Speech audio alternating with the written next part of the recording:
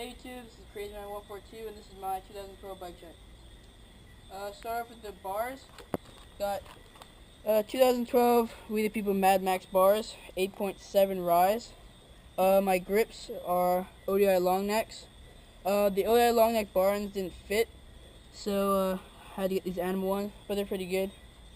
Stem is amber, purple. Frame is stock fit, VH1. Cranks, stock, fit. Pedals, stock, but they suck because all the little things come off. Spokes, stock, fit. Rims, stock.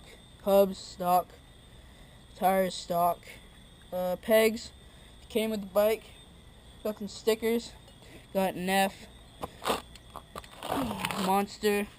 My seat is a United Pivotal. Seat post is a Shadow Conspiracy post. You can't really see it, but whatever. I got stock forks. I did have chrome forks, S&M, but S&M pitchforks, but they made a weird sound. So, and that's my 2012 bike check. See you, YouTube.